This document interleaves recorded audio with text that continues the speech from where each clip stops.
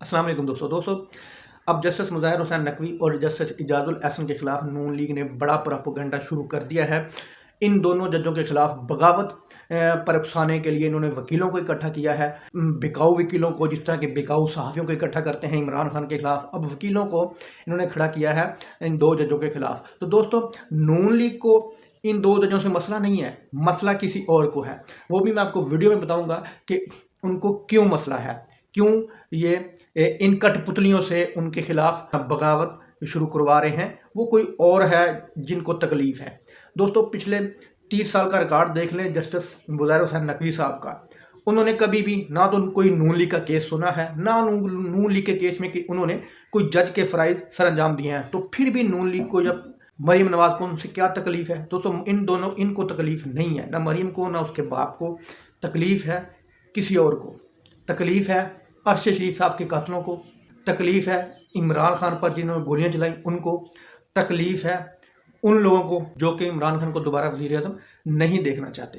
तो दोस्तों, पिछले दिनों में 2 दिन पहले मैं सुप्रीम कोर्ट में जस्टिस मुज़ाहिर हुसैन नकवी और जस्टिस इजाज़ुल एहसन साहब ने JIT से सवाल पूछे हैं, जो कि अरशद शरीफ साहब के कत्ल की इन्वेस्टिगेशन कर रही हैं। तो उस JIT से जस्टिस मुज़ाहिर हुसैन नकवी बड़े बरहम हुए हैं। उन्होंने कहा कि तुम्हारे मेंबर कहाँ हैं? पूरी की पूरी टीम मेरे सामने क्यों पेश नहीं हुई? बताएं कि अरशद शरीफ साहब के केस के बारे में क्या आपकी अपडेट है, क्या किया है? अरशद शरीफ साहब का लैपटॉप कहाँ है? अरशद शरीफ साहब का मोबाइल किधर है? अरशद शरीफ साहब को मजबूर किसने किया मुल्क से भागने पर? अरशद शरीफ साहब पर किसने दबाव डाला? किसने अरशद शरीफ साहब पर झूठे मुकदमात किए? तो ये तकलीफ़ है दोस्तों जस्टिस मुज़ाहिर हुसैन नकवी से और जस्टिस इजाज़ुल एहसन से। इससे अंदाज़ा लगाएं कि नून लीग को तकलीफ़ नहीं है, तकलीफ़ उनको है जो अरशद शरीफ के कातिल हैं। और दूसरी वजह, जस्टिस मुज़ाहिर हुसैन नकवी, जस्टिस मुनीर और जस्टिस इजाज़ुल एहसन, इन तीनों ने ओवरसीज़ का जो वोट इस इम्पोर्टेड कंपनी ने अपने सहूलतकारों के साथ मिलकर ख़त्म किया है। तो दोस्तों, इन तीनों जजों ने अब वो केस अपने हाथ में ले लिया है।